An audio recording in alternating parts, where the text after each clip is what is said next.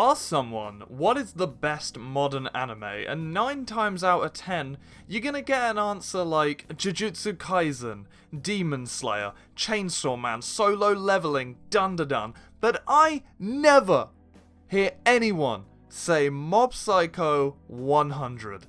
And that's a crying shame, because it's peak. I never got around to watching Mob when it was releasing, and that's a huge shame because I love this show so much. But also, I'm glad I watched this when I watch it. I've been trying to avoid a lot of anime content on social media lately because I kind of feel overexposed to these popular shows, and it's just burning me out. Like, I love Dun Dun Dun. I've been watching it weekly. It's pretty good. It's alright. But if I see one more TikTok of people thirsting over any character that even slightly resembles a woman, I'm gonna throw myself off the nearest tower. But then, my burnout all changed when I watched Mob. Mob Psycho 100 made me love anime again. This show is incredibly close to perfection. It's definitely in my top 10 anime, and it's almost certainly in my top 5. It's just so good, everything, down to the last minute detail. The premise is so simple. Mob is the most average middle schooler in the world, struggling to figure out who he is, how to express himself, and find where he belongs. But what makes Mob different from all the other generic middle schoolers is he is a powerful Esper. The most powerful Esper we see in the entire series. And while all the other characters who have these powers let it define them, Mob earnestly tries to improve himself, regardless of his powers. And it's heartwarming to watch. In typical shonen anime, power is everything. There's a reason, but can he beat Goku? Is such an infamous statement. Becoming the strongest is normally the goal of pretty much every shonen I've ever seen. And what I think Mob does so well is that it redefines what it means to be the strongest. Every other Esper in the series only cares about their power. They don't take time to develop their own personality beyond, I am a powerful Esper. But then when many of these characters meet Mob, things change. Their life starts to change. They see a below average kid who could destroy the world with a click of his fingers, trying to make himself a better, kinder person. Whether that's helping pick up someone's rubbish, going on runs, or just talking to his brother. They see him try to get better without his powers, and that inspires them to do the same. Reigen, Hanazawa, Risu, Dimple, even the Body Improvement Club, who from Mob's perspective are better than him. All these characters see Mob, and they see his drive to be the best, most self-actualized version of himself, and they take that lesson from him. And he learns something from them. In almost every scene in this anime, Mob is pretty much the quietest, smallest, and least confident person in the room. But everyone who talks to him, including us the viewer, realize that inside, he's the strongest. Not just as an Esper, but as a person. Everyone should be more like Mob, and we want the best for him because of it. You come to this show for the crazy psychic fights, but you leave a better person?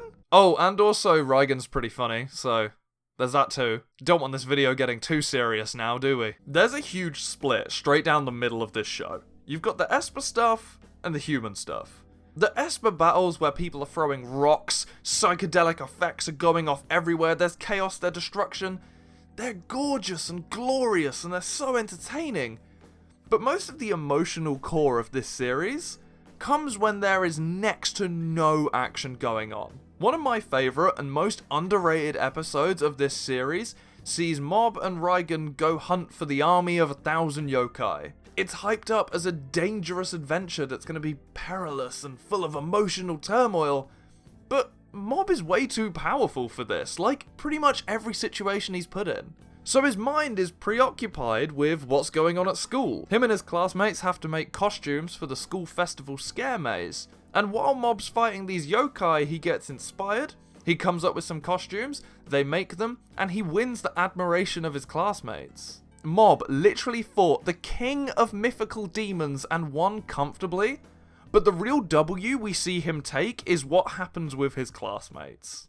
It's like I said earlier, you come for the animation, the cool powers, the fights, but the character development is what gets you hooked. It's what makes the show so good, and that is good writing. And if you like good writing, why not subscribe to the channel, because maybe one day I'll write a good video. I feel like the big popular animes are getting more and more similar these days, and Mob is the biggest breath of fresh air I could imagine. Not to knock new gen animes, I like a lot of these shows, but they come across so similar.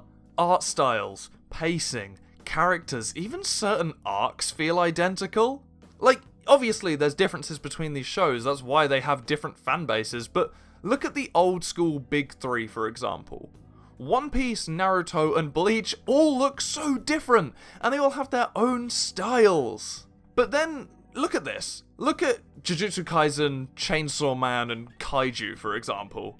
They've all got these very similar, very safe, generic anime styles, despite the fact that when you look at their mangas, they all look completely different.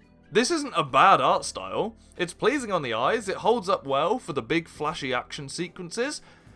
It's just when every show has a style like this, it can get really boring to look at. And then you have the art style in Mob, which is one of the big reasons some folks struggle to get into it, because it's too weird looking, and to me, that is crazy! I love the look of this show so much. It suits it down to a T.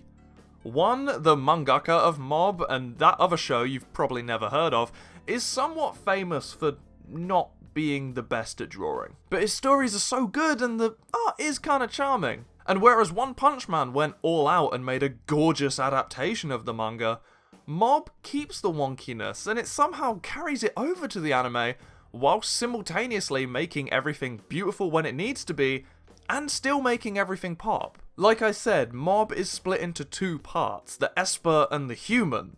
And I believe this is the only aesthetic that can elevate both of these extremes to their fullest potential. Like the manga itself, the anime isn't always clean, and like Mob himself, the animation wears its flaws on its sleeve.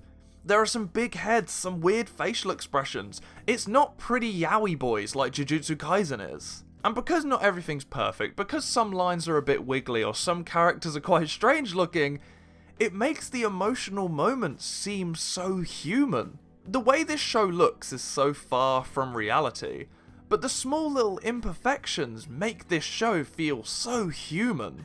Compared to other things where everything is so shiny and pristine and everyone's so gorgeous, Mob just feels real.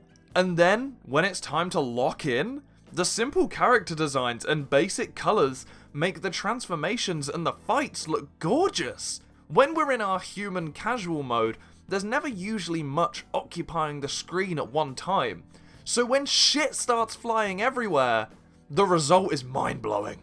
Top tier characters, hilarious yet emotional writing, and 3 of the best openings of all time?